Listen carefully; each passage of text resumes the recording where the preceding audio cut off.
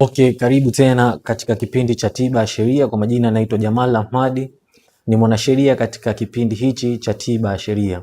Siku ya leo tunaenda kuangalia ni kwa namna gani mtu ukituhumiwa kwa makosa ya jinai na ukaweza kufikishwa mahakamani, unaweza ukafanya utetezi upande wako, au tunasema ni aina gani za utetezi ambazo zipo katika sheria mtu anaweza kuzitumia akiwa yupo ndani ya tuhuma za makosa ya jinai, akiwa anatuhumiwa kwa ufanyaji wa makosa ya jinai. Makosa ya jinai yapo ya aina nyingi.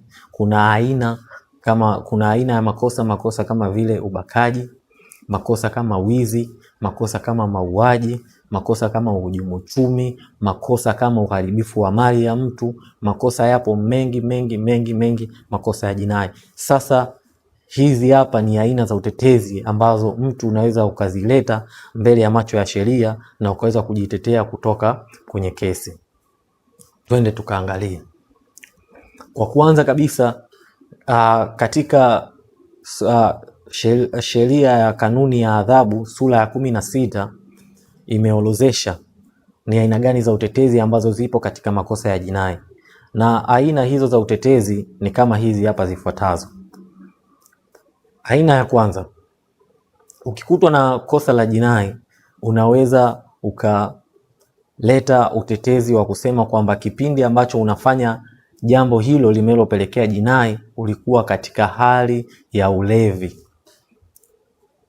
Just imagine, siku ya leo umeenda kutembea na wenzako, mmetoka out, lakini kwa bahati mbaya wakakuwekea madawa, wakakuwekea kilevi ndani ya chakula au maji unayoyatumia, ukawa katika hali ya ulevi. Katika ile hali ya ulevi ambayo umewekewa na wenzako, ukaenda kufanya jambo ambalo likapelekea jinai, labda ukamuua mtu, labda ukambaka mtu, basi mbele ya mahakama unaweza ukasema kipindi unapofanya lile jambo, basi ulikuwa upo katika hali ya ulevi, na mahakama itasikiliza huo utetezi wako. Lakini pia aina ya pili ya utetezi ambayo unaweza ukaileta ni ulinzi wako pamoja na mali zako. Tunasema defense of a person and the property. Ikiwa unashambuliwa au ikiwa umekuja kuvamiwa, umekuja kuibiwa, basi wakati unajitetea ukaweza ukamshambulia mtu, kwa bahati mbaya ukamuumiza au ukamuua kabisa, basi tunasema kwamba unaweza ukaleta utetezi mbele ya mahakama kwa kusema kwamba kipindi unafanya jambo hilo ambalo limepelekea jinai, basi ulikuwa upo katika mode ya kujilinda, ulikuwa upo katika wakati wa kujilinda. Hiyo ni aina ya pili ya utetezi. Lakini pia kuna aina nyingine ya utetezi ambayo hii inatumika sana. Hii tunasema kwamba ni common law principle, ni principle ambayo tumeitoa nje, tumeirithi kutoka sheria za nje. Hii principle inaitwa alibi.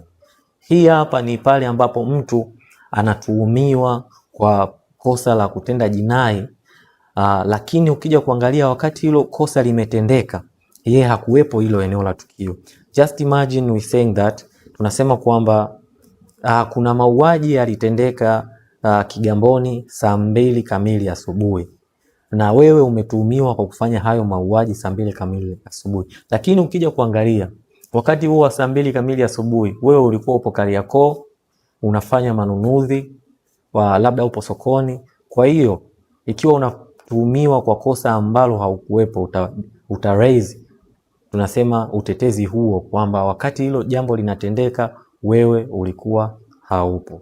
Huo ni upande wa defense, au tunasema utetezi wa aina 3. Lakini pia aina nyingine ya utetezi ni ipi? Hii hapa ni utetezi ambao upo kwa watoto wadogo.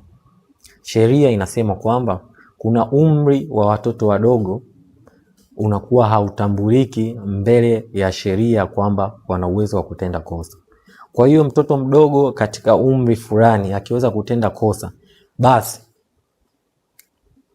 akipelekwa mbele ya macho ya sheria anaweza akaleta utetezi ya kwamba kipindi anafanya hilo jambo ameletwa, au tunasema ni akili za utoto zimezompeleka, basi na mahakama au tunasema sheria inaweza ikasikiliza utetezi huo kwa kuweza kufanya baadhi ya vipimo kwa kuangalia, je, huyo mtoto ambaye tunamsema, je, ni mtoto kweli? Manake sheria inamtambua mtoto. Ukija kuangalia sheria ya mtoto kifungu namba 4 kimeweza kumsema mtoto ni nani.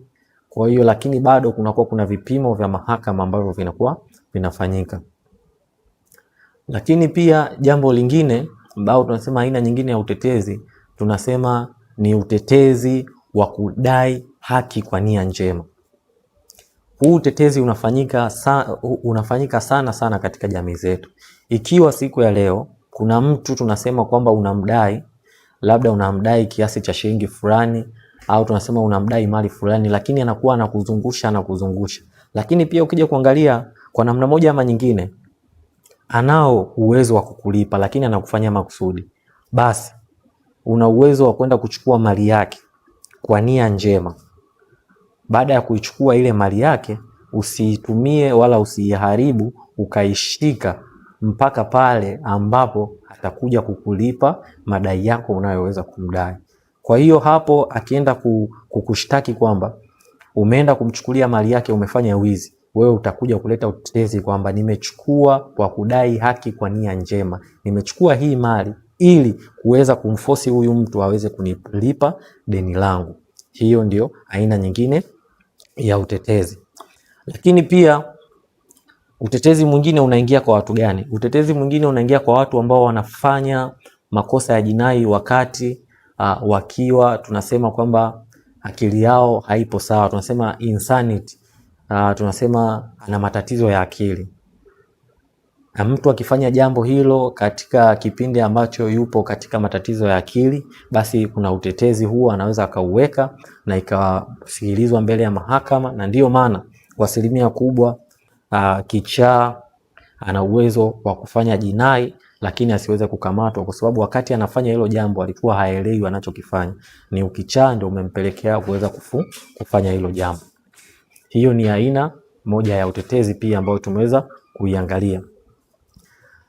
Lakini pia utetezi mwingine ambao tunaenda kuangalia kwa siku ya leo ni kufanya jambo kwa shurutisho. Yaani unafanya jinai kwa sababu umeshurutishwa. Just imagine, tuseme kwamba siku ya leo umeenda kuiba benki, lakini umeenda kuiba benki umeshurutishwa labda na kundi la watu ambalo huu utetezi wa kushurutishwa unatokea pale ambapo kama tulivyotoka kusema awali kwamba umefanya jinai lakini umeshurutishwa. Either kuna kundi la watu limeweza kumteka ndugu yako, baba yako, mama yako au mtoto wako, na linakwambia kwamba uende ukafanye kosa la jinai ili waweze kumwachia, na usipoenda kufanya labda lolote baya linaweza likakuta familia yako. Kwa mfano unaambiwa uende ukaibe benki, na usipoweza kwenda kuiba benki, moja ya familia yako wataweza kuuawa. Kwa hiyo hapo unaweza ukaenda kutenda kosa la jinai, na baadaye ukifikishwa mahakamani unaweza ukaleta utetezi huo mbele ya mahakama na ukasikilizwa. Hiyo